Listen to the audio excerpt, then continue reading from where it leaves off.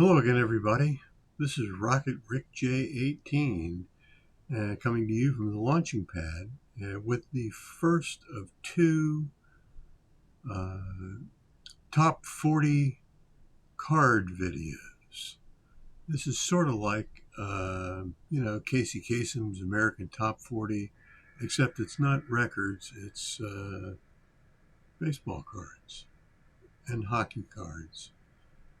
In fact, it's 40 cards, 80% of which are baseball cards, and the other 20% are either hockey or football cards. So that's what I have for you, and we will go ahead and turn the camera down and show 20 baseball cards, and then we will end the video at that time, and we will take up part two after that's all over. So here we go. Let's look at some baseball cards.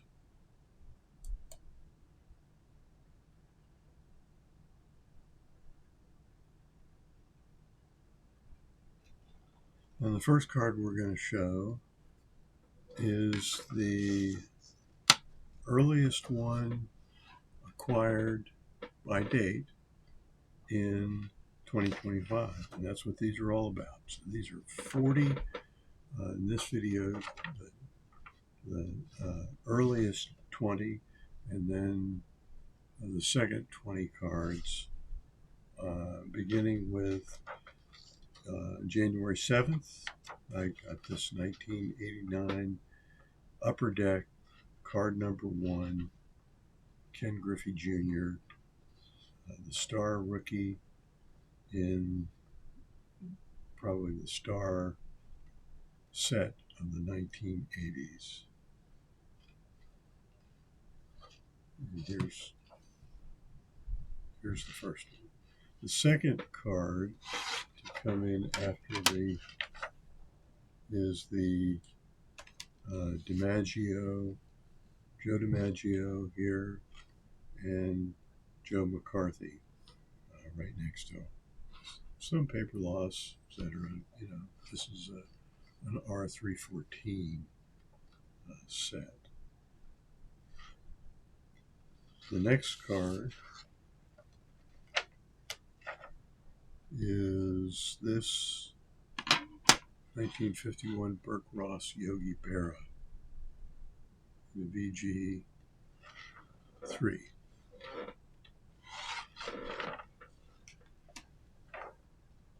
Fourth card is a 1951 Ted Lindsey in a SGC 5.5.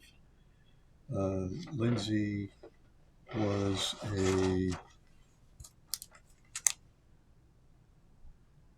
Detroit Red Wings left winger.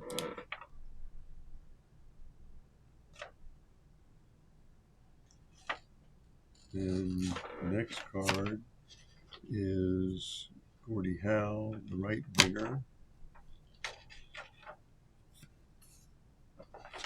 for the Red Wings. And then finally, here's a 1951 Sid Abel, the center in the production company line.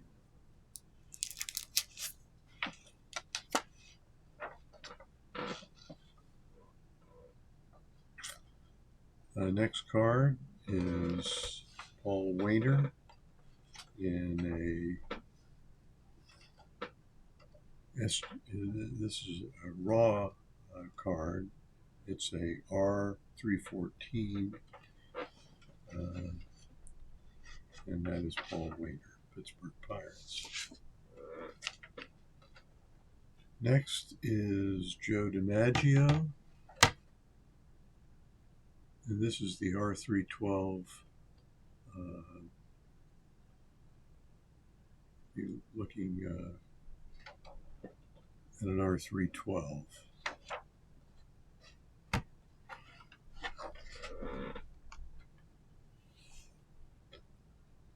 Next is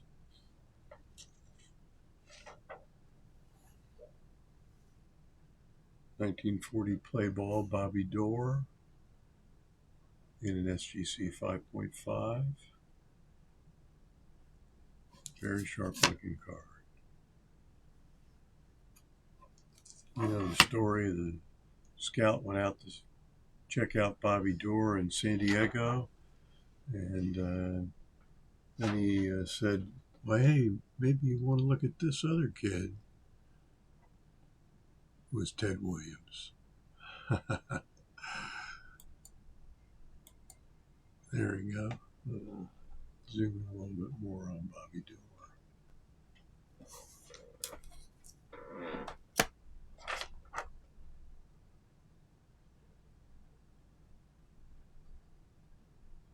The 10th card is a 1940 play ball Hank Greenberg in an SGC 2.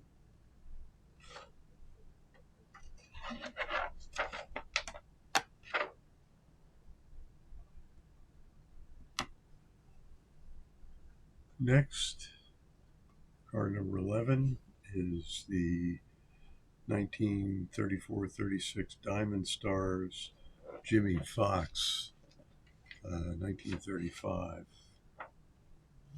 which, you know, means it's going to have green colored back printing on the back.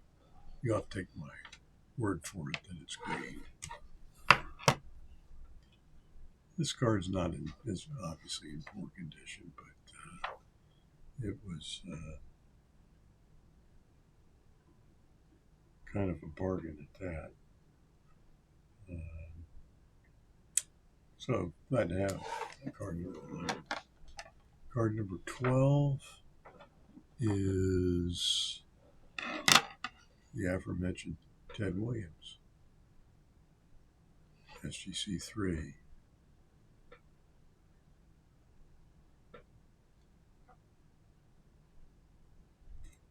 This is the Strongsville show.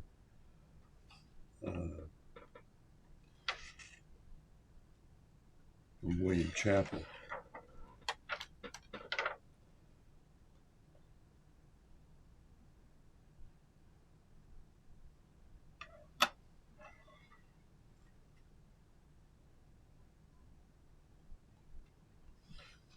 And here is the 1911 T205 with the polar bear back of Christy Mathewson. Really a very sharp card, especially for the authentic grade. The back is off center, but who cares about what the back looks like? The front is spectacular.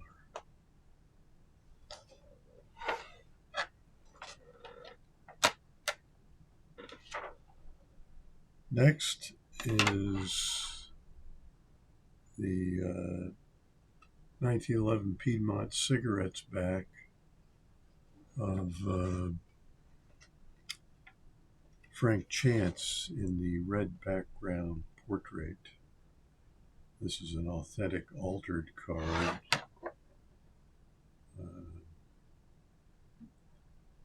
It's the Piedmont 350 subjects back.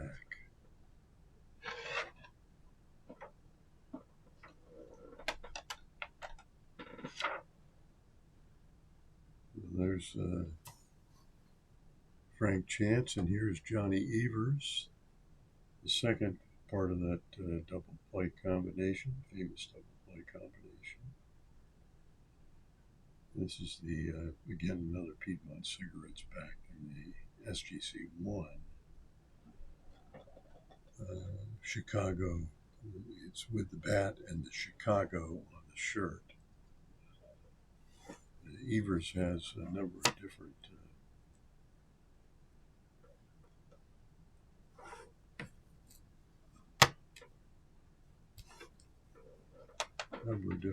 versions in the T206 set. Here's a 1963 Mickey Mantle Bazooka in an SGC Authentic. Plain backs, obviously hand cut. So.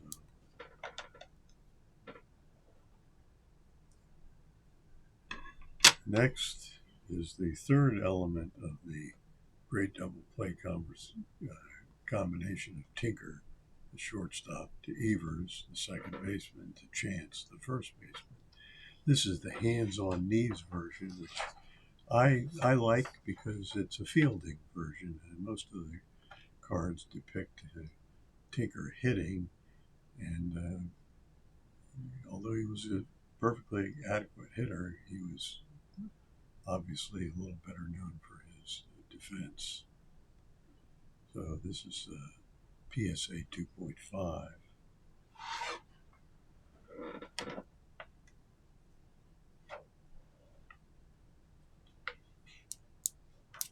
Card number 18,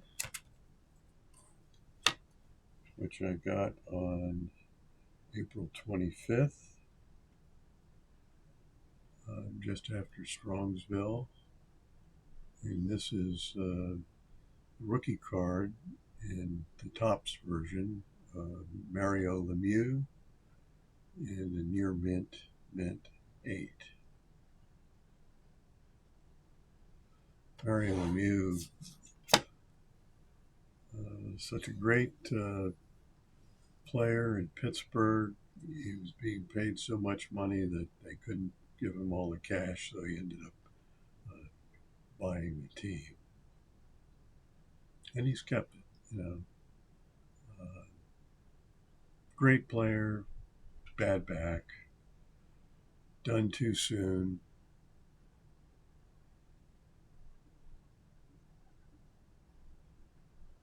Mario Lemieux. Card number 19 is another Joe DiMaggio. This is his 1937 Wheaties card. It's Series 7. Let's straighten that up a little bit. Straighten up and fly right. My Uncle Bill used to say to me all the time. He'd say, boy, you better straighten up and fly right. And that meant whatever it was that I was doing, I should stop doing that immediately and go back to being a good kid. He didn't have to tell me twice. Everything I know about being a good man, I learned from my uncles. And later, you know, when I got to meet and know my dad, he confirmed that somehow or another I managed to become a pretty decent human being, I guess. Anyway, they liked me. Uncle Bill, Uncle Earl, Uncle Charlie, and my dad, and my father-in-law, who was closer to my age. He was 19 and a half years older than me. So when I was 17, he was 36.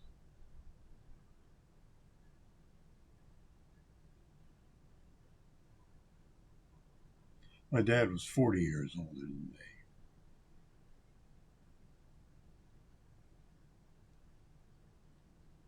He was closer to Joe DiMaggio's age.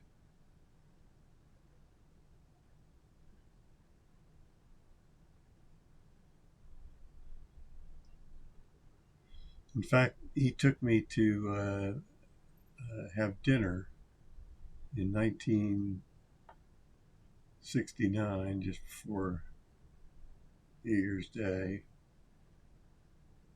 He took me to DiMaggio's restaurant on Fisherman's Wharf.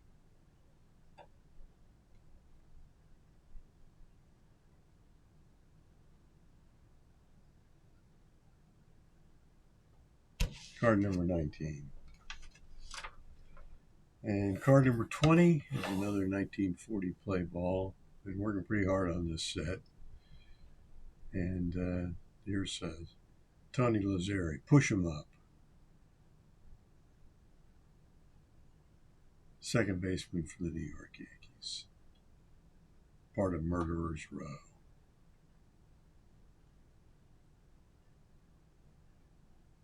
He's the guy that Robert Cleveland Alexander struck out in the World Series.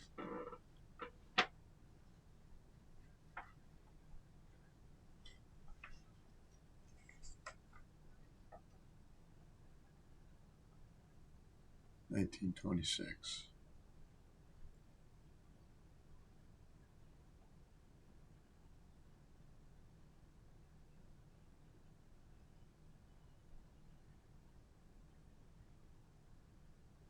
He's also one of the, I think, he was one of the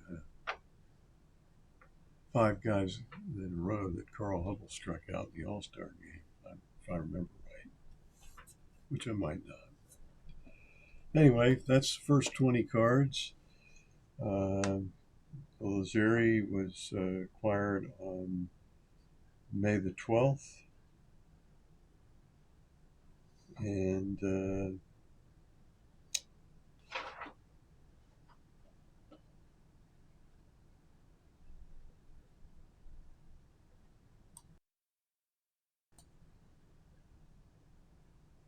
this is Rocket Rick J18 coming to you from the launching pad, wishing all your collecting dreams come true with the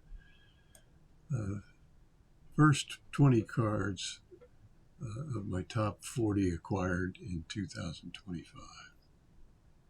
They're in chronological order by date of acquisition, so nothing should be inferred or implied. What is it?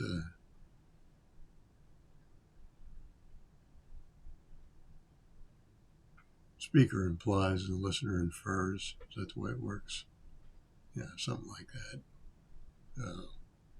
I guess I'm the one doing the talking, so maybe that makes me